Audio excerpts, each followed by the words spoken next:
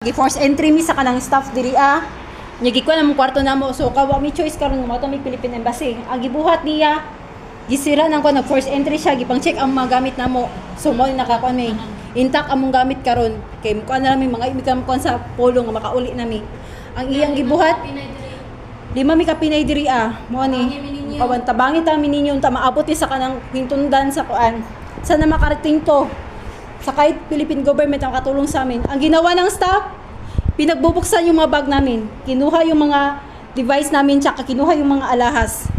Yun po yung ginawa niya. Dito po yan sa Alpha Aldica Agency po. Ito po yung kasamaan ko. Ito po. Tabangi mi ninyo.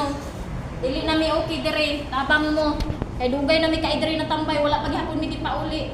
Namo mga kaubanan dili. Namasahe namin dila pag ginaipit mi nila. Ginaipit. Mo yung kauban ako mag-confiscate yung kuan. Makauli mi. Nya kay niingon man lagi sila na Mo ni magkinaunsa og kanang usay ko nang kay musaka di mga big boss diri og dapatan mi unsa man galing makabalo mo usay ka nang gidangatan na mo diri Dili na agency. Diri Mo na unta makakaabot sa sirapi na. Aluoy mo.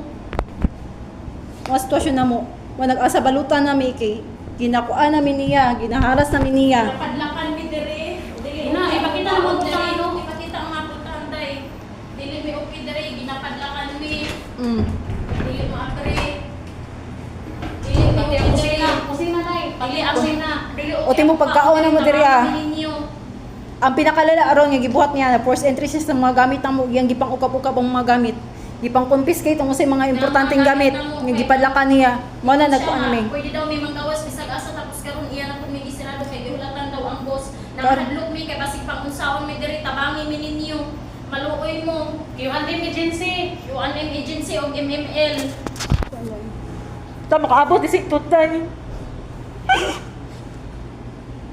Dili jud okay among sitwasyon diri. Tabangi mi ninyo. Kung naghadlok man siya nga musa ka mabigos diri usa man gali mi sa mo pangdapatan ni pangdakmalan mi ato sa kabalo mo nga mao ni sitwasyon diri. Pakabalo mo ikala mo sitwasyon diri.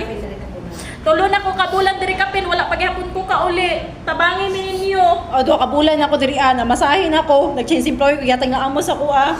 Maot ko na dangatan ako kay gipanghawaan ako ako po diri duha isa na akong kabulan kapin mag. Ikaw linas sa ante kay ang anak niya rape victim po yung anak niya matabangan ninyo kauli dayon kami tanan diri kay Ninyo sila. lala na jud kayong pamalakat sa staff diri Kote.